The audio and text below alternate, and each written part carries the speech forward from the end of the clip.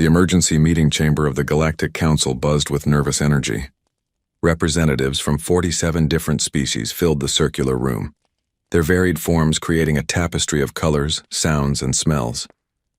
At the center of the chamber, a holographic display showed a small yellow star in a forgotten corner of the galaxy. Captain Threnix of the Kryn Collective stood before the council, his blue-scaled body still bearing the scars of his recent encounter. His ship, the Wandering Eye, floated in repair docks above the council world, held together by emergency patches and prayer. Of his crew of 30, only 12 survived. Honorable members, Threnix began, his voice translator struggling to keep up with his rapid speech. I stand before you today to deliver a warning that may save countless lives across the galaxy. Councillor Brenda of the Peaceful Assembly leaned forward. Her species, the Kormali, were known for their diplomatic nature and endless patience. Captain, your distress call was most disturbing. Please tell us what happened in the Sol system. Threnix activated his personal data pad. The holographic display shifted, showing images of a blue and green planet. This is Earth. It orbits the third position from its star.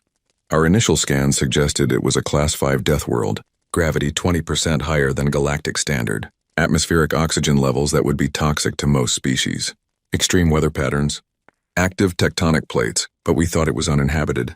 And it wasn't? Asked Councillor Zektar, his insectoid features clicking with curiosity. It was very much inhabited, Threnix replied, his scales darkening with remembered fear. By a species that calls themselves humans. We detected their radio signals first, simple electromagnetic broadcasts, the kind that young civilizations send into space without understanding the danger. We thought they were primitives, perhaps a few centuries away from understanding faster-than-light travel. The captain pulled up more images, ships, stations, satellites, structures on their moon. Mining operations in an asteroid belt. They have spread throughout their system like no species we have ever documented. In just 70 years, they went from splitting the atom to colonizing their neighboring worlds. A murmur ran through the council chamber. Several species shifted uncomfortably. That kind of expansion rate was unheard of. We approached peacefully, Threnix continued. We followed all first contact protocols. We broadcast messages of friendship in mathematical sequences. We maintained a distance of 3 astronomical units from their homeworld. We did everything by the book. What happened? Brenda asked softly. They destroyed us, Threnix said flatly. Not immediately. Not with warning. They simply destroyed us. We detected weapons fire from their moon. Projectiles. Simple kinetic weapons, we thought. Nothing our shields couldn't handle. We were wrong. The holographic display showed footage from the Wandering Eye's last moments in the Sol system. Bright flashes, ships exploding, debris spinning through the void. The projectiles were moving at 40% of light speed. They punched through our shields like they weren't even there. 3 of our ships were destroyed in the first salvo. We tried to retreat, but they had more weapons, everywhere. Their space stations fired on us. Their asteroid mining facilities fired on us. Even their cargo ships fired on us. Everything they built had weapons hidden inside it. Councillor Vrentok of the Merchant Guild spoke up. Surely there was some misunderstanding. Perhaps they thought you were hostile? Threnix laughed bitterly. We broadcast on all frequencies that we were peaceful. We showed them mathematical proofs of our intentions. They responded with a simple message in our own language. Leave our system or be destroyed. They had broken our encryption codes in minutes. Minutes. It took our best scientists 3 cycles to crack their most basic security. The chamber fell silent. The implications were staggering. There's more, Threnix said, his voice dropping. While we were running, I accessed their public information networks. They have thousands of years of recorded history. And do you know what that history is? War, constant, endless war. They have fought each other for resources, for land, for ideas, for gods that don't exist. They have invented thousands of ways to kill each other. They created weapons so terrible that they nearly destroyed themselves multiple times. He pulled up translated documents, images that made several council members look away. They split atoms to create bombs. They engineered diseases. They invented gases that melt lungs. They built machines that can think and designed them to kill. And this is what they did to each other, to their own species. Surely they have grown past such barbarism, suggested Councillor Marleth, though her voice wavered with doubt. They have nuclear weapons pointed at their own cities, Threnix replied. Right now. As we speak. They call it mutually assured destruction. The idea is that if everyone can destroy everyone else, no one will start a war. This is how they keep peace among themselves. The council chamber erupted in shocked conversation. Such a concept was alien to most species present. The idea of threatening your own species with annihilation as a peace strategy seemed insane. Threnix waited for the noise to die down. Honorable Council, I recommend immediate quarantine of the Sol system. No ships should approach within 10 light years. We should mark it as a forbidden zone and wait. Perhaps in a few thousand cycles, they will have evolved into something less dangerous. Before anyone could respond, the chamber doors opened. A figure strode in without invitation, flanked by armed guards in gleaming black armor. The newcomer was tall and broad, his crimson skin marked with scars of honor. He wore the insignia of the Zalthoran Empire. I am General Caxtor, the figure announced, special envoy of Emperor Vexcarian, ruler of the Zalthoran Empire. I've been listening to this discussion and I must say I am disappointed in all of you. Councillor Brenda stood. General, this is a closed council session. You have no authority here. The Empire has authority everywhere, Caxtor replied coldly, and the Empire does not cower before primitives who have barely learned to leave their own world. Threnix's scales flushed with anger. General, I lost 18 crew members in that system. These humans are not primitives. They are predators. Everything about their world made them into killers, and they have refined that skill over millennia. Caxtor laughed. It was not a pleasant sound. Captain, the Zalthoran Empire has conquered 372 worlds. We have subjugated species that could manipulate gravity, read minds, and walk through walls. You expect me to fear a species that still uses projectile weapons? They use those weapons very effectively, Threnix shot back. Then they will be no match for the Empire's fleet. Caxtor turned to address the entire council.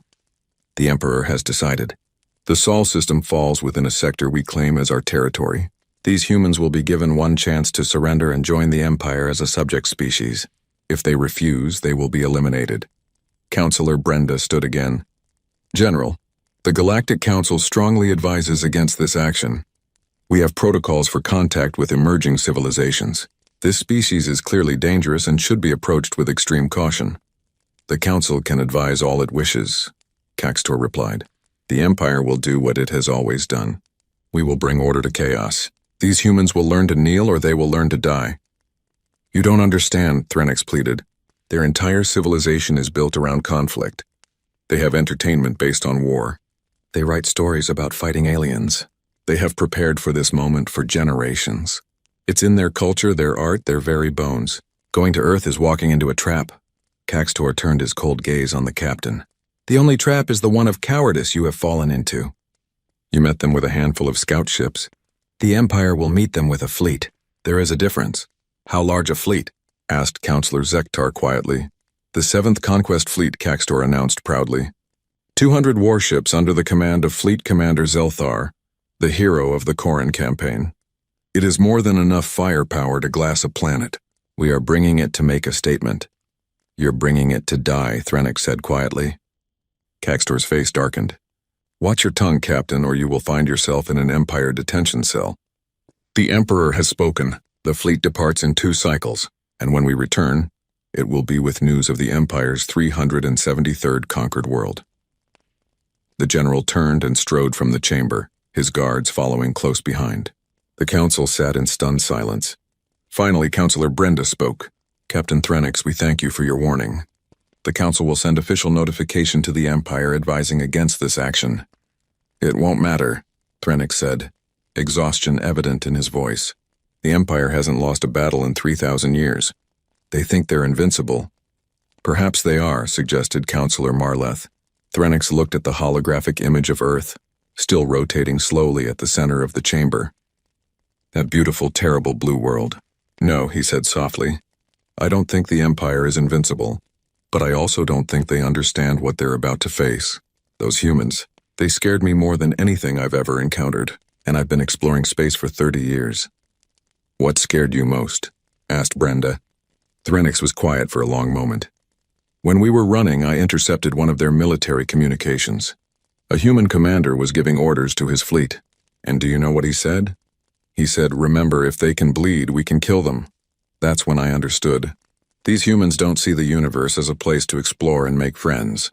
They see it as a place full of potential threats, and they're very, very good at eliminating threats.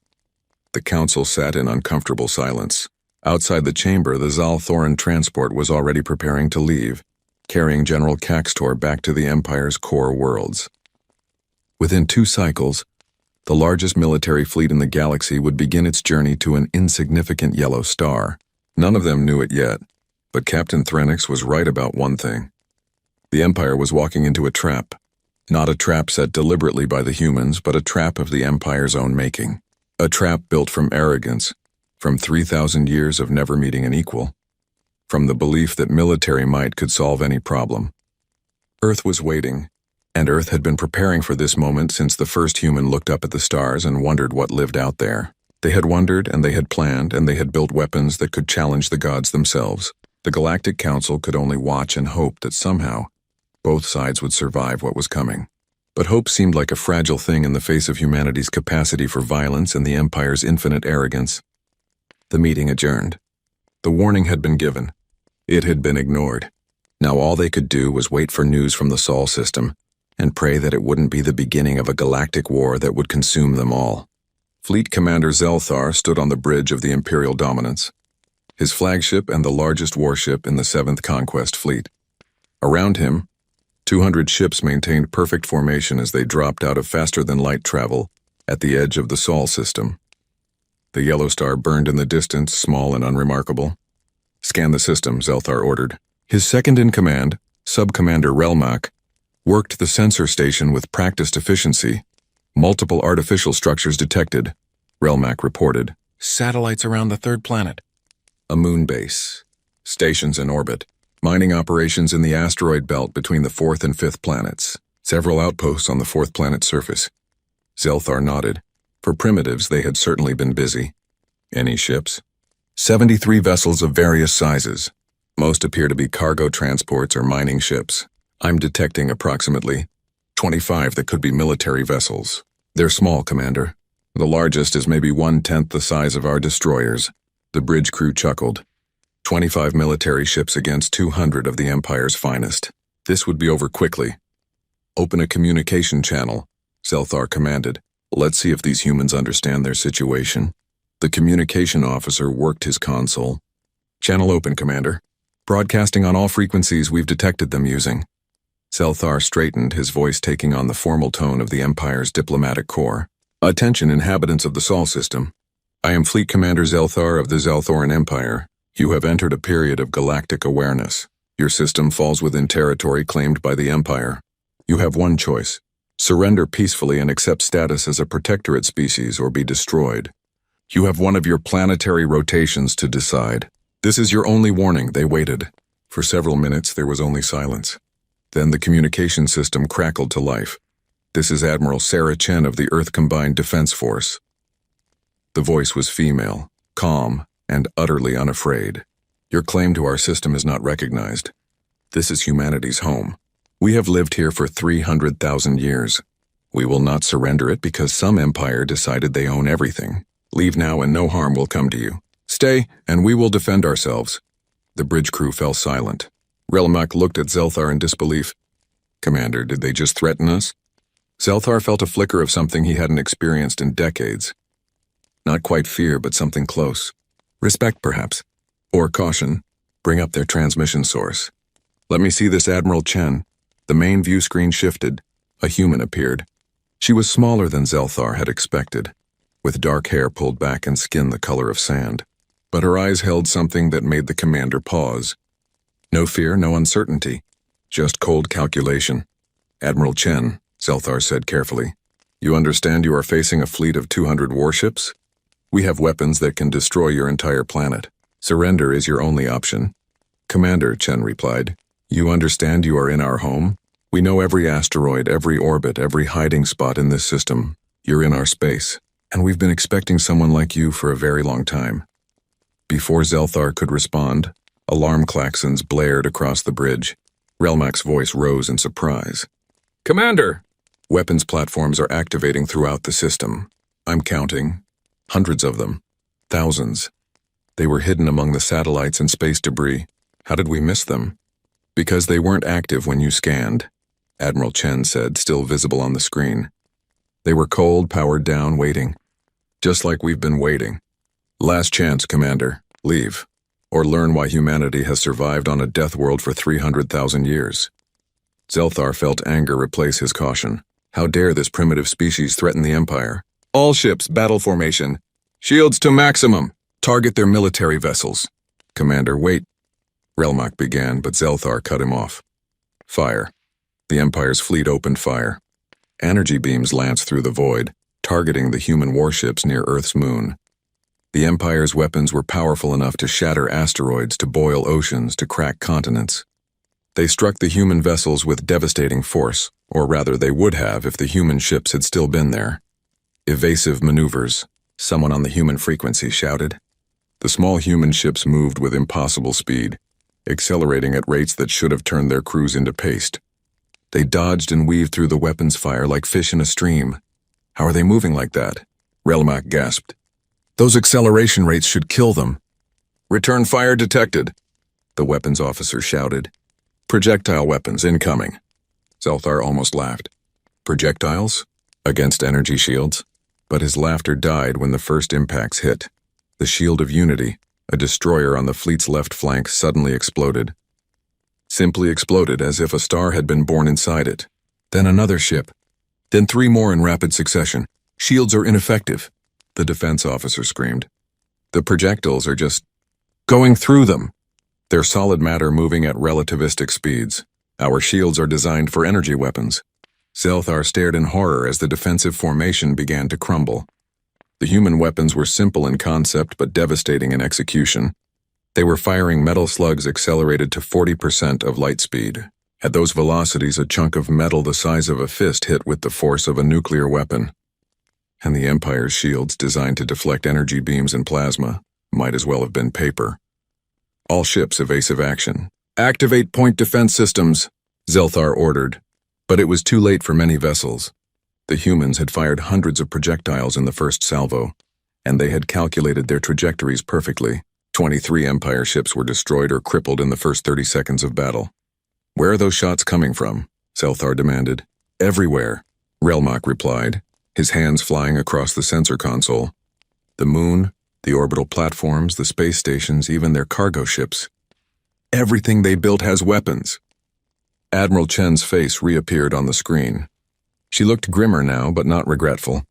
I warned you, Commander. We don't build anything in space that can't defend itself. When you live on a planet that's constantly trying to kill you, you learn to prepare for everything. Target their moon base, Zelthar roared. Maximum firepower. A dozen Empire ships turned their main weapons on Earth's moon. Energy beams powerful enough to vaporize mountains struck the human installations. Explosions bloomed across the gray surface. For a moment, Zelthar thought they had succeeded. Then the human railguns fired again, this time from Earth itself. The projectiles came up through the atmosphere, their trajectories calculated to account for gravity and air resistance. More Empire ships died. They're firing from their planet, the weapons officer said in disbelief. Through their own atmosphere. The heat, the friction. How are the projectiles surviving? Because we planned for it, Chen replied. We've run simulations of space combat for 100 years, Commander. We've written stories about fighting aliens since before we had rockets. We've imagined every possible scenario, and then we built weapons to match those scenarios. The battle raged around Jupiter's orbit, a chaotic mess of explosions and weapons fire. The Empire's ships tried to close distance, to use their superior shields and armor in close combat. But the humans refused to let them. Their small ships darted in and out of range, firing and retreating, using the gas giant's massive gravity well to slingshot themselves to incredible speeds. Sub-Commander, Zelthar said quietly, trying to control his rising panic. What are our casualties? Relmak's voice was hollow. 37 ships destroyed. 14 more heavily damaged and unable to fight. In 10 minutes of combat, we've lost more ships than we did in the entire Koran campaign. Zelthar made a decision. All ships fall back to the edge of the system. We need to regroup and reassess. Commander, the Empire doesn't retreat, his tactical officer objected. The Empire also doesn't lose 50 ships to primitives. Zelthar snapped. Fall back, now. The fleet began to withdraw, maintaining fire to cover their retreat. The human ships didn't pursue, but their long-range railguns continued to fire.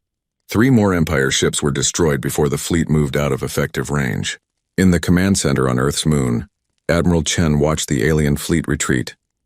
Around her, her staff was cheering, celebrating the first victory. She didn't join them. There was no joy in her eyes. "Get me casualty reports from all stations," she ordered. "And someone tell me how many railgun rounds we have left." Her second-in-command, Commander James Park, stepped close. "Admiral, we did it. We drove them off. We surprised them," Chen corrected. "We hurt them. We made them cautious. But they're not gone, James. They're regrouping. And next time they'll be ready for our tactics." "We have more surprises," Park said confidently. "I hope so," Chen replied, staring at the tactical display where 200 hostile ships hung at the system's edge like a swarm of angry hornets. "Because they're going to call for reinforcements. And we just showed them we're not the easy target they thought we were. They won't underestimate us again." On the bridge of the Imperial Dominance, Zelthar was composing a message to the Emperor. His hands shook slightly as he recorded it. In his 3 decades of service in 47 conquered worlds, he had never sent a message like this. "Your Majesty," he began, "the situation in the Sol system is not what we anticipated. The humans are formidable. They possess weapons and tactics we have not encountered before. Our shields are ineffective against their kinetic weapons. They have militarized their entire system. Every structure, every vessel, everything they have built serves a dual purpose." He paused, considering his next words carefully. "I am requesting reinforcements. The 3rd and 9th fleets. I know this seems excessive for a single planet, but I have seen what these humans can do. They fight like they were born for it. Because I think they were. Their world made them into warriors, and they have refined that into an art form." Zelthar stopped the recording and looked out at the distant blue world where humanity had evolved. Such a beautiful planet from far away. But Captain Threnix had been right. It was a trap. Not a deliberate one, but a trap nonetheless. A trap built from 300,000 years of survival on a world that killed the weak. A trap built from thousands of years of human warfare, of adaptation, of learning to turn everything into a weapon. The Empire had walked into that trap with supreme confidence. Now Zelthar understood why the Galactic Council had been so afraid. These humans weren't primitives who would bow before superior technology. They were survivors who had learned to turn their enemies' strength against them. The fleet waited at the system's edge for new orders. On Earth, humanity prepared for the next round. Both sides knew this was far from over. The real war was just beginning. The message from Fleet Commander Zelthar reached Emperor Vexcarian 3 days later. The Emperor sat on his throne of black stone, watching the holographic recording with growing disbelief. Around him, his advisors shifted nervously, waiting for his reaction. When the message ended, silence filled the throne room. Finally, the Emperor spoke, his voice dangerously quiet. "Zelthar wants reinforcements. The greatest military commander in the Empire wants help defeating primitives who have barely left their own planet." "Your Majesty," began Lord Admiral Krenshak, "perhaps we underestimated—" "Silence," Vexcarian commanded. He stood, his massive frame casting long shadows across the marble floor. "The Empire does not underestimate. The Empire does not retreat. The Empire does not ask for help when facing a single backward world. But, Your Majesty, we have lost 50 ships," another advisor ventured carefully. "Then we will send 500 more," the Emperor declared. "Dispatch the 3rd and 9th fleets to the Sol system, and send a message to Zelthar. Tell him I expect these humans to be on their knees within 1 planetary cycle, or he will join them in chains." The order was given. Across the Empire's core worlds, 500 more warships prepared for departure. The greatest military mobilization in a generation, all directed at one small blue planet in a forgotten corner of the galaxy. On Earth, Admiral Chen watched the intelligence reports with growing concern. The spy satellites humanity had seeded throughout nearby systems were sending back data. "More ships. Many more ships. 500 additional vessels," Commander Park read from the report. "Combined with what's already here, we'll be facing 700 ships. Ma'am, we don't have the ammunition to fight that many." Chen looked at the holographic display showing Earth and its defensive positions. They had hurt the Empire, yes, but it had cost them 60% of their railgun ammunition and 40% of their missile reserves. Another battle like the first would leave them defenseless. Then we don't fight another battle like the first, she said calmly. Activate Protocol Chimera. It's time we showed them what we learned from all those years of fighting ourselves. Park's eyes widened. Ma'am, Chimera was supposed to be a last resort. Are you sure? Commander, we are at last resort, Chen replied. We always have been. The moment 700 alien warships entered our system, we were fighting for survival. Time to make them understand what that word means to humanity. Protocol Chimera had been developed in absolute secrecy over 30 years. The name came from the Greek legend of a creature that was part lion, part goat, and part snake. A monster made of different parts, each one deadly. It was an apt name for what humanity was about to do. The first part of the protocol was evacuation. Every human colony beyond Earth itself began emergency withdrawal procedures. Mars with its 3 million colonists, the asteroid belt stations, the mining outposts on Jupiter's moons. They had 48 hours to get everyone to ships and send them deeper into the Sol system, toward the inner planets where Earth's defenses were strongest. Are we abandoning the outer system? Park asked, watching the evacuation reports. No, Chen said with a slight smile. We're baiting a trap. The Empire thinks we're retreating in panic. Let them think that. Let them think they're winning. 72 hours after the first battle, the Empire's reinforcements arrived. Fleet Commander Zelthar watched on his viewscreen as 500 fresh warships dropped out of faster-than-light travel. He should have felt relieved. Instead, he felt only dread. Commander, Relmak reported, the humans are evacuating their outer colonies. Mars, the asteroid belt, all of them. They're running. Or they're luring us in, Zelthar muttered. I don't trust this. Sir, with all respect, they can't fight 700 ships, the tactical officer said. They hurt us because we weren't prepared. Now we are. Our shields have been reconfigured to better handle kinetic impacts. We've developed point defense protocols specifically for their railgun rounds. We have them outnumbered and outgunned. Zelthar wanted to believe that. He wanted to think the battle was won. But something about this felt wrong. In 47 conquests, he had learned to trust his instincts.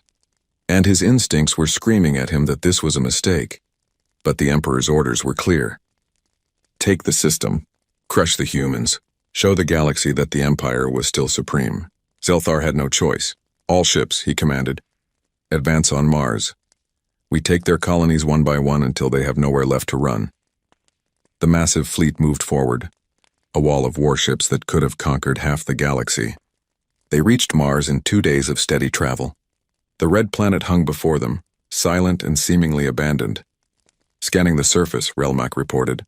I'm detecting minimal power signatures. A few automated systems still running, but no life signs. The humans really did evacuate. Take us into orbit, Zelthar ordered. Deploy landing parties to secure the colonial installations. I want to know what resources they left behind.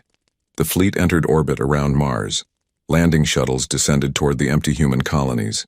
Soldiers in powered armor walked through abandoned streets, empty habitats, silent factories. Everything looked hastily abandoned but intact. This doesn't make sense, Relmak said, studying the sensor readings.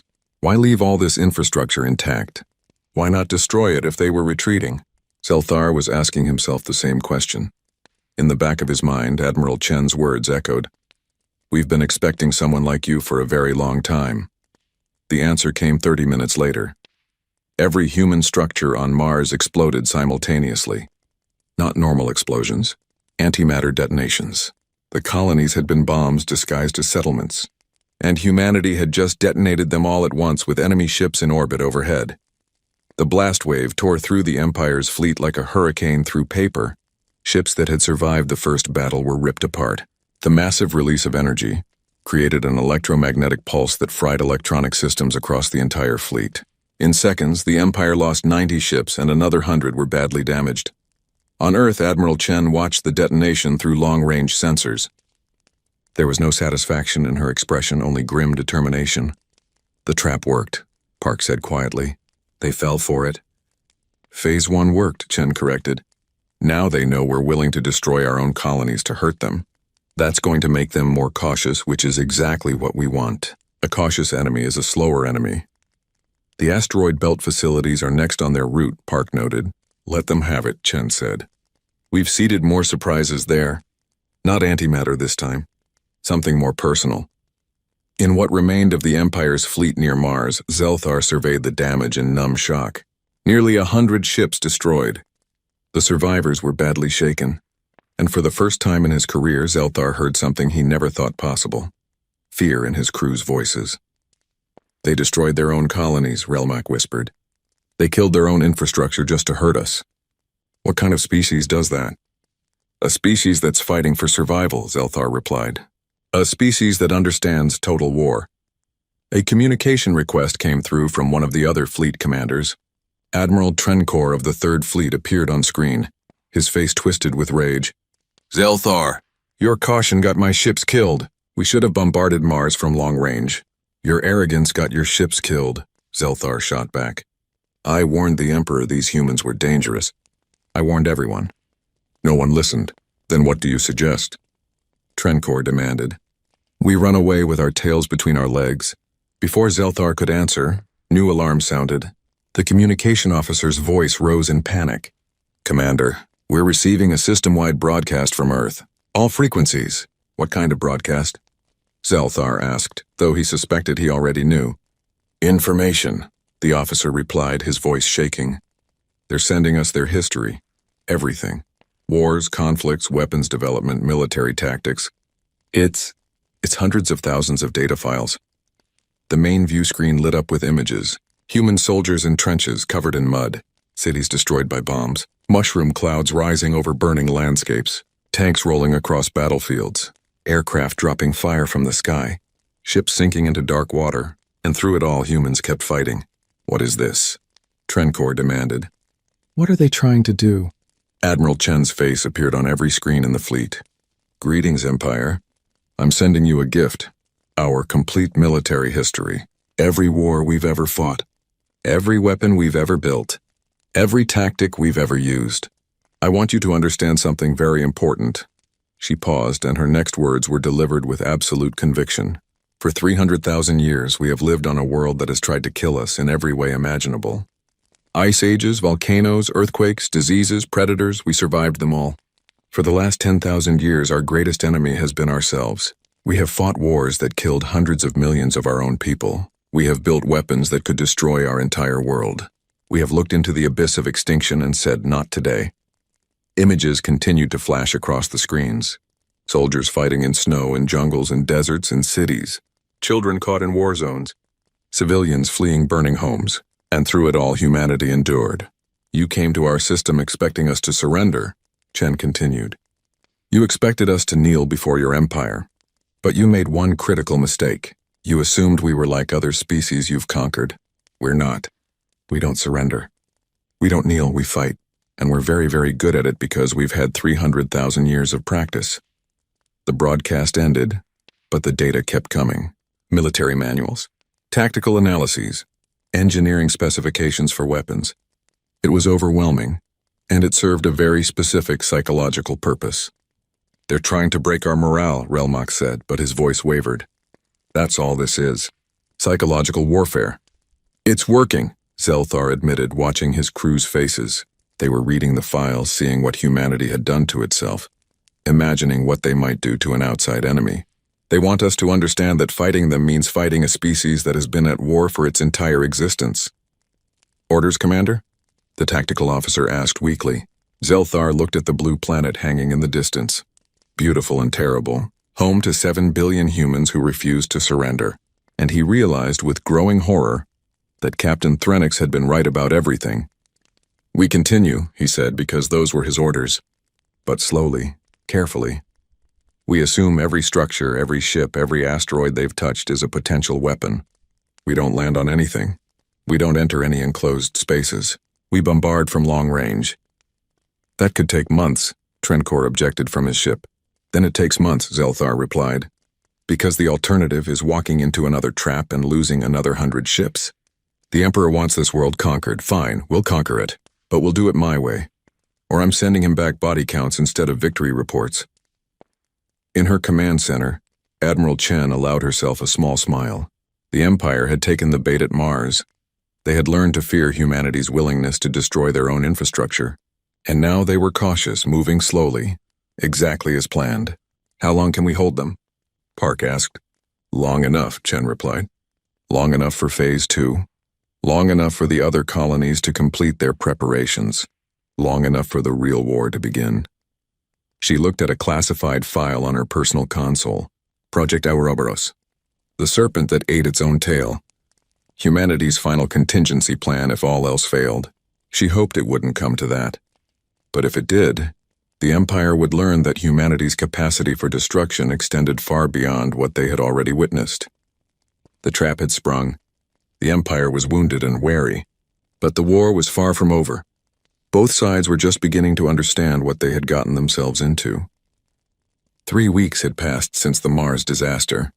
The Empire's fleet moved through the Sol system like a wounded predator, cautious now, checking every approach 3 times before committing. They had lost nearly 200 ships, and the humans had barely shown themselves for a direct fight. Fleet Commander Zelthar had aged years in those 3 weeks. He spent his nights reviewing reports, analyzing data, trying to understand an enemy that fought unlike anything he had encountered before. The humans didn't mass their forces.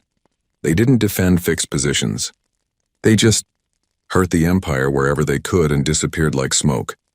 Another supply convoy destroyed, Relmak reported, exhaustion evident in his voice. Small strike craft hit them near Jupiter's orbit. 3 ships gone before our fighters could respond. Zelthar nodded numbly. It was the 7th convoy in 2 weeks. The humans had somehow turned their civilian spacecraft into deadly weapons. Small, fast ships that would approach on seemingly innocent trajectories, then accelerate to attack speed and fire their weapons before vanishing into the asteroid belt or the gas giant's magnetosphere where sensors couldn't track them effectively. The crews are getting nervous, Relmak continued quietly. They're calling the humans ghosts. Some are saying this system is cursed. It's not cursed, Zelthar said tiredly. It's just defended by people who have been fighting longer than our empire has existed. How's fleet morale? Relmak hesitated. 14 ships have reported discipline problems, fights, refusals to follow orders. 3 captains have requested to be relieved of command. In 3 decades of service, Zelthar had never heard of such things. The Empire's military was built on absolute discipline, but that discipline was cracking under the weight of constant losses and an enemy they could never quite pin down. A communication alert sounded. Commander, we're receiving a signal from the inner asteroid belt. It's from the humans. They want to talk. Put it through, Zelthar ordered. Maybe finally they were ready to negotiate. A human face appeared on the screen. Not Admiral Chen this time, but a younger man with bright eyes and a confident smile. Hello, Empire. I'm Commander Michael Torres, currently aboard the strike craft Dancing Spider. Just wanted to let you know that minefield you tried to cross? Yeah, you lost 4 more ships. Sorry about that. Not really. The screen cut out before anyone could respond. It had been a taunt. Pure psychological warfare. Find that transmission source. Zelthar ordered. I want that ship destroyed. But even as he said it, he knew it was futile. The humans would be long gone, and chasing them into the asteroid belt would mean more losses to hidden weapons and traps. Admiral Trencor's face appeared on a private channel. Zelthar, this is insane. We're losing ships every day and we're not even close to Earth. I'm recommending to the Emperor that we withdraw and glass the planet from long range. Turn it into molten rock and be done with it. The Emperor wants the planet intact, Zelthar replied. It has resources, water, an ecosystem. He wants to colonize it after we eliminate the humans. Then the Emperor is a fool, Trencor said, and immediately looked shocked at his own words. Criticizing the Emperor was treason. But weeks of losses had eroded more than just discipline. Zelthar should have reported Trencor immediately. Instead, he found himself agreeing. Perhaps, but we have our orders. After Trencor disconnected, Zelthar made a decision that would likely end his career if anyone found out. He opened a secure channel to the Galactic Council, using encryption codes he wasn't supposed to have. Counselor Brenda's face appeared, her alien features showing concern. Commander Zelthar, this is unexpected and highly irregular. I need the Council to intercede, Zelthar said without preamble. I need you to convince the Emperor to negotiate with the humans. This war is destroying my fleet and accomplishing nothing. The Empire does not negotiate with primitives, Brenda replied gently. Your Emperor has made that clear. These are not primitives. Zelthar's voice rose. They're the most dangerous species I've ever encountered. They fight like demons. They turn everything into a weapon. They're willing to sacrifice anything to defend their home. And my soldiers are dying for an arrogant emperor's pride. Then withdraw, Brenda suggested. I can't. The emperor would execute me and send another commander. And that commander would face the same situation. Someone needs to end this before it becomes something worse. Something worse than what's already happening? Brenda asked. Zelthar was quiet for a long moment. The humans have weapons they haven't used yet. I've been analyzing their broadcasts, their history. They've hinted at things, shown us fragments, but I think they're holding back their worst options. If we push them too far, he didn't finish the sentence. He didn't need to. Both he and Brenda understood that a species willing to destroy its own colonies might be willing to do much worse. I will try, Brenda promised, but I cannot guarantee the Emperor will listen. He has never backed down from a fight. Then we're all doomed, Zelthar said quietly, and closed the channel. On Earth, Admiral Chen was conducting a meeting with the Combined Defense Forces senior staff. The holographic display showed the Empire's fleet positions, updated in real time by their spy satellites. They're moving more cautiously now, Commander Park noted. Our hit-and-run tactics are working. We've destroyed 40 more ships in the last 3 weeks with minimal losses on our side. But they're still coming, Chen replied. Slowly, yes. Carefully, yes, but they're not leaving. And we're running out of surprises. We have Project Ouroboros, someone suggested. That's the final option, Chen said firmly. If we use that, there's no going back. We need to escalate, but not to extinction level. Not yet. She pulled up a new file. Tactical recommends we move to Phase 3. Active fleet engagement, but on our terms. We've been studying their patterns, their tactics, their weaknesses. It's time to hit them where it really hurts. Their supply lines, Park realized. We've been picking at them, but you want to cut them off completely? Exactly. The Empire's fleet is thousands of light years from home. They need supply ships bringing them fuel, ammunition, food, parts. If we destroy enough of those ships, they'll have to choose between withdrawing or starving to death out here. That means exposing our fleet to direct combat, another officer warned. Controlled combat, Chen corrected. We fight on our terms, in our territory, using our advantages. We make them pay for every meter they advance. And we show them that humanity doesn't just fight to survive. We fight to win. The plan was approved. Over the next week, humanity's military fleet, which had been hiding in the inner system, began to move. Not all at once, not in formation, but in small groups, coordinated through quantum communication networks the Empire couldn't intercept. The first strike came at a supply convoy near Saturn. 20 human fighters appeared from the rings where they had been hiding among ice particles. The convoy's escort tried to respond, but the humans were already firing. Within minutes, 5 supply ships were destroyed and the fighters had vanished back into the rings. The second strike came 12 hours later at a different supply route, then a third, then a fourth. The Empire's logistics network began to collapse under the sustained attacks. We need fighter escorts on every convoy, Admiral Trencor insisted during a fleet-wide strategy meeting. This is unacceptable. We don't have enough fighters, another commander objected. Every ship we assign to convoy duty is a ship we can't use for the advance. Then we don't advance, Zelthar said quietly. All conversation stopped. We hold position. We consolidate. We focus on defense until supply lines are secured.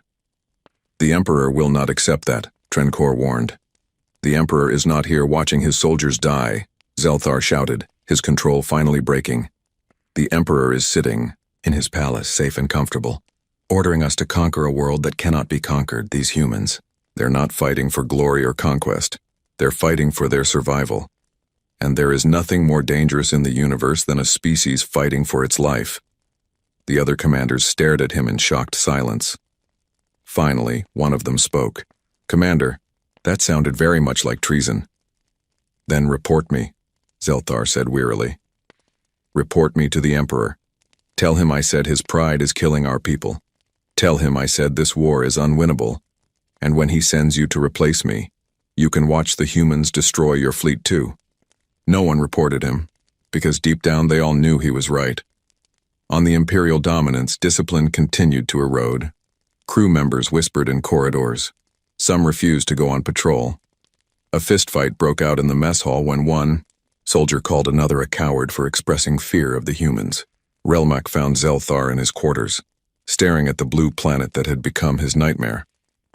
"Commander, we've received orders from the Empire. The Emperor has heard your report about supply problems. He's ordering us to execute any crew member who shows cowardice or refuses orders. Immediately. As an example to others." Zelthar closed his eyes. "How many soldiers has he ordered me to kill?"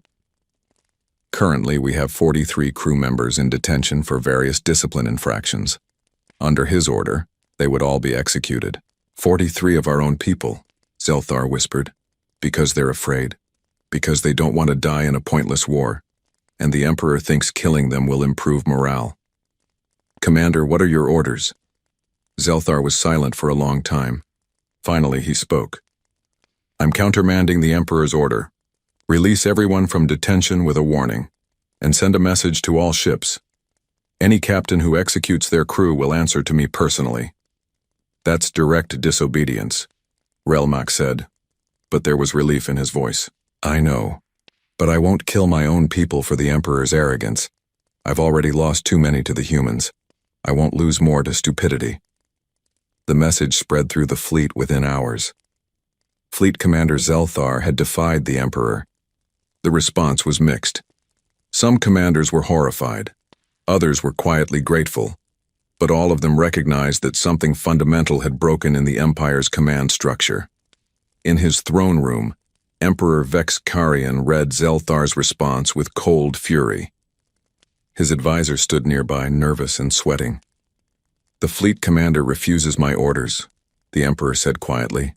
"He protects cowards and questions my judgment. This is unacceptable. Your Majesty, perhaps if we considered—" "Silence," Vexkarian commanded. "Send the 4th Fleet to the Sol system. When they arrive, they are to relieve Zelthar of command and place him under arrest. He will be brought back to the Empire to face trial for treason. Your Majesty, the 4th Fleet is needed to patrol the border worlds. If we send them to Sol—" "Do it!" the Emperor roared. "I will not tolerate disobedience. I will not show weakness before these humans. The Empire will be victorious because I command it." But command and reality were two different things, and reality was rapidly proving that the Emperor's arrogance had led the Empire into a war it could not win without sacrificing its very identity. In the Sol system, Admiral Chen received intelligence about the new fleet being sent. She called her staff together. "They're sending more ships," she announced, "and they're coming to arrest their own commander because he tried to be reasonable. This is both good and bad news. Good because it shows the Empire is fracturing from within. Bad because desperate enemies are unpredictable." "What do we do?" Park asked. Chen smiled grimly. "We continue to make them pay for their arrogance. And we prepare Project Ouroboros, just in case. Because if they're sending more ships instead of negotiating, they're not getting the message. So we'll make it louder." The 4th Fleet arrived in the Sol system 6 weeks after the first battle. 300 fresh warships commanded by Admiral Kreshinal, a loyalist known for his absolute obedience to the Emperor. His orders were clear. Arrest Zelthar, command and crush the human resistance by any means necessary. Fleet Commander Zelthar watched the new ships arrive with a mixture of relief and resignation. Relief because his battered fleet desperately needed reinforcements. Resignation because he knew what was coming. "Commander," Relmak said quietly, "Admiral Kreshinal is hailing us. He's requesting you transfer to his flagship for a strategy meeting." "He's not requesting," Zelthar replied. "He's arresting me. It's fine. I knew this was coming. Sir, the crew. They'll resist. You saved their lives by refusing the Emperor's execution order. They're loyal to you." "Which is exactly why I'm going to surrender peacefully," Zelthar said. He stood, straightening his uniform. "If I resist, people will die. More of our people. I've had enough death. Maybe whoever replaces me will do better." 2 hours later, Zelthar stood in chains aboard Kreshinal's flagship, the Fist of Empire. The new admiral circled him like a predator examining prey. "You've disappointed the Emperor," Kreshnal said. "You've lost hundreds of ships. You've disobeyed direct orders. You've expressed doubt in the Empire's ability to win. These are grave crimes." "The gravest crime," Zelthar replied quietly, "is sending soldiers to die for an arrogant ruler's pride. I have nothing to apologize for." Kreshnal struck him across the face. "You will learn respect. You will be transported back to the Empire for trial and execution. But first I want you to watch. Watch as I succeed where you failed. Watch as I crush these humans and prove that the Empire is still supreme. You're making a mistake," Zelthar said, blood running from his split lip. "These humans are not like other species. I know what they are," Kreshnal interrupted. "I've read all your reports. Yes, they hurt you. Yes, they fought well. But you were too cautious, too afraid. I will show them overwhelming force. I will show them that the Empire cannot be defeated by tricks and traps." Zelthar was dragged away to the brig. As the door closed behind him, he whispered to the empty room, "You're all going to die." Admiral Kreshnal wasted no time. He gathered the combined fleet, now numbering over 900 ships, and began a direct advance on Earth itself. No more careful probing. No more caution. A straight assault. Shields at maximum. Weapons ready. On Earth, alarms blared across every military installation. Admiral Chen watched the approaching fleet with cold calculation. 900 ships, Commander Park said, his voice tight. "Ma'am, we don't have enough ammunition to stop that many, even with all our remaining defenses." "I know," Chen replied. She pulled up a classified file, one that had been locked away since the war began. "Project Ouroboros, the final option.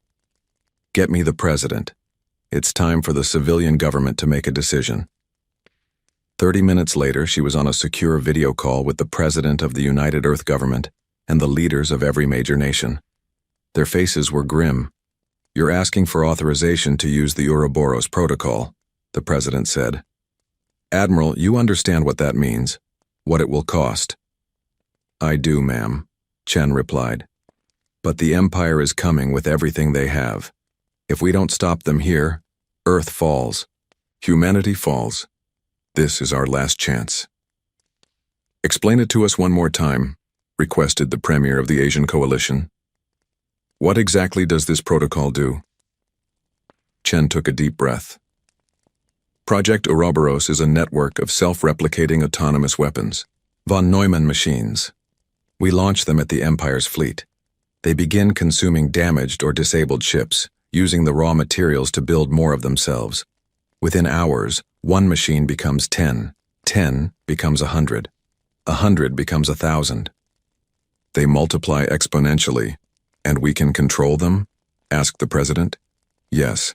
They have a hard-coded shutdown sequence. But ma'am, if we use this weapon, we're crossing a line. We're unleashing something that could potentially threaten the entire galaxy if it ever got out of control. Other civilizations will fear us even more than they already do." "But it will save Earth?" "It will save Earth," Chen confirmed. "The machines will consume the Empire's fleet. And once the Empire sees what we're capable of, they'll never come back." The leaders conferred quietly. Finally, the president spoke.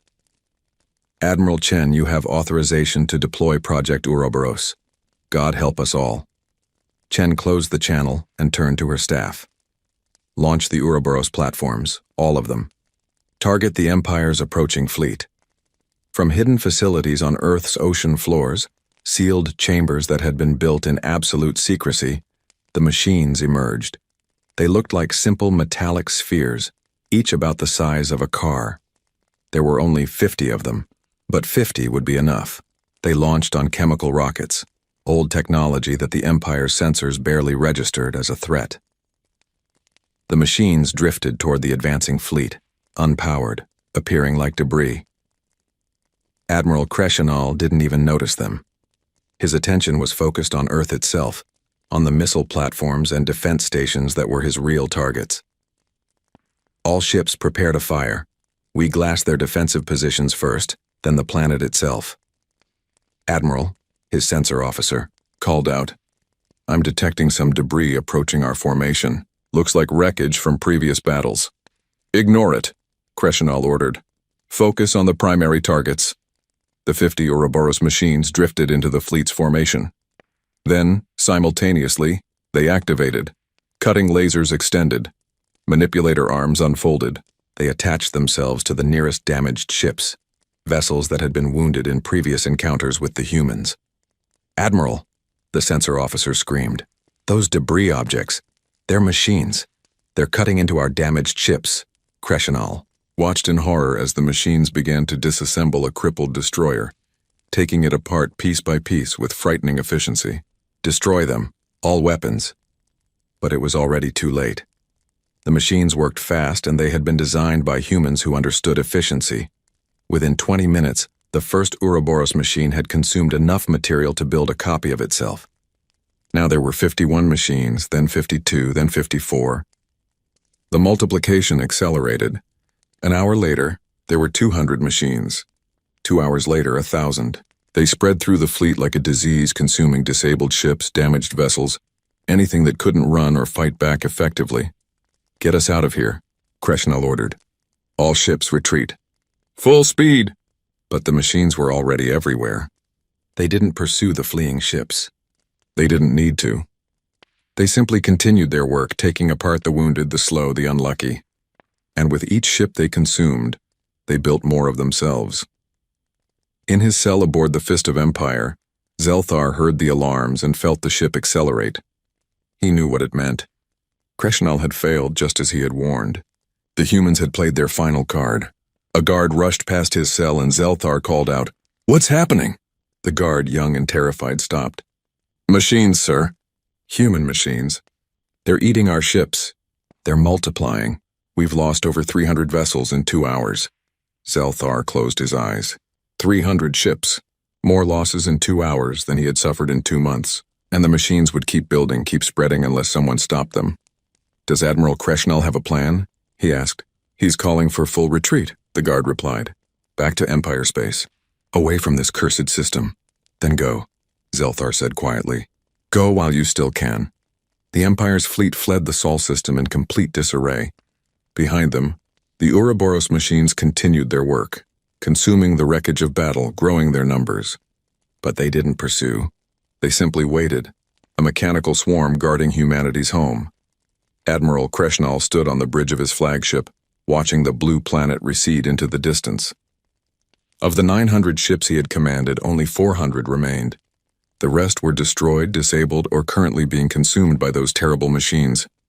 "Send a message to the Emperor," he said, his voice hollow. Tell him the Sol system cannot be taken. The humans have weapons beyond our ability to counter. Recommend immediate cessation of hostilities and diplomatic negotiations." His communication officer stared at him. "Admiral, that's the truth," Crescenal interrupted. "And the Emperor needs to hear it before he sends more soldiers to their deaths." In his cell, Zelthar smiled grimly. Crescenal had learned in hours what had taken Zelthar weeks to accept. The Empire had met its match. For the first time in 3,000 years, the Empire had truly lost. On Earth, Admiral Chen broadcast a final message to the retreating fleet. "This is Admiral Sarah Chen of Earth. You came to our home seeking conquest. We showed you why that was a mistake. The machines you encountered can be shut down by us at any time. We control them, absolutely. But we wanted you to see what we're capable of, what we're willing to unleash if pushed too far." She paused, then continued. "We don't want war. We never did. We want to live in peace in our own system. But if you force us to fight, we will use everything we have, everything, and we have weapons you haven't seen yet. Weapons even worse than what you've encountered. So take this message back to your Emperor. Leave us alone or face extinction." The broadcast ended. The Empire's fleet continued its retreat. And behind them, at Chen's command, the Ouroboros machines deactivated and returned to Earth. She had told the truth. Humanity controlled them completely. But the Empire didn't need to know how close those machines had come to gaining independence, how carefully they had been programmed, how dangerous they truly were. 6 months later, the Galactic Council received 2 delegations. The first was from the Zalthoran Empire, requesting mediation and peace negotiations. The second was from humanity, requesting recognition as a sovereign species with full rights and protections under galactic law. Counselor Brenda looked at both delegations and felt something she rarely experienced: hope. "I believe we can arrange an agreement acceptable to both parties." The negotiations took weeks. The Empire was represented by a new ambassador, not Admiral Crescenal or the disgraced Zelthar. The Emperor himself remained silent, nursing his wounded pride in his palace. For humanity, Admiral Chen led the delegation, accompanied by diplomats who had been hastily trained in galactic protocol. The final agreement was simple. The Sol system would be recognized as human sovereign territory, with a 10-light-year exclusion zone that no military vessels could enter without permission. In exchange, humanity would not expand beyond their system for 25 years, giving the galaxy time to adjust to their presence. The Ouroboros machines would remain deactivated, and humanity would not share the technology with any other species. Both sides agreed. The war was over. 10 years later, the Sol system looked very different.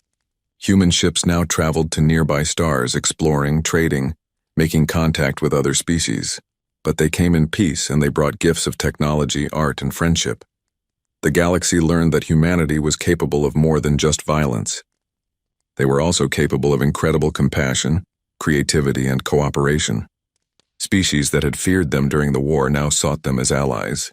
The humans had a unique perspective, having come from a death world and survived countless self-inflicted catastrophes. They understood struggle in ways other species couldn't. Earth became known throughout the galaxy as the world that had humbled the Empire. The warning beacons that had once said "stay away" were replaced with new messages: humanity, approach with respect. In the Empire itself, things had changed dramatically. The war with humanity had exposed the rot at the Empire's core. Vassal states, emboldened by the Empire's defeat, began demanding independence. Some were granted it. Others had to fight. But the Empire that had ruled the galaxy for 3,000 years was crumbling, brought down not by military defeat alone, but by the realization that arrogance and force could not solve every problem. Emperor Vexicarian was deposed in a peaceful coup. The new government, a council of representatives from various worlds, immediately began diplomatic outreach to species the Empire had oppressed. They sought to rebuild the Empire's reputation, to transform it from a conqueror to a partner, and they sent a formal apology to Earth Admiral Chen, now retired and serving as Earth's ambassador to the Galactic Council, received the apology in a private ceremony. The Empire's representative, a young diplomat who hadn't even been born when the war started, bowed deeply. "We are sorry," she said simply. "Our arrogance cost hundreds of thousands of lives. Both ours and yours. We should have listened to the warnings." "Yes," Chen agreed. "You should have. But you learned. That's what matters. What you do with that lesson determines whether those lives were wasted." The diplomat nodded. "We're trying to be better, to learn from our mistakes. Will humanity forgive us?" Chen considered the question. She thought of the soldiers lost in battle, the colonies destroyed, the years of fear and struggle. "Forgiveness takes time," she said finally. "But we can start with understanding, and maybe eventually friendship."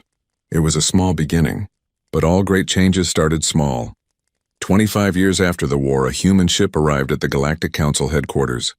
It carried ambassadors, scientists, teachers, and artists. They came not as warriors, but as partners.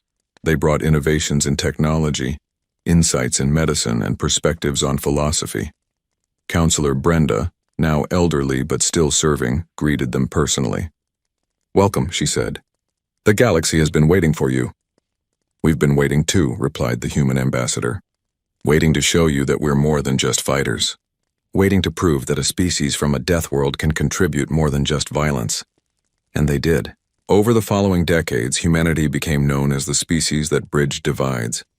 They mediated conflicts because they understood both sides of war. They helped struggling civilizations because they knew what it meant to struggle.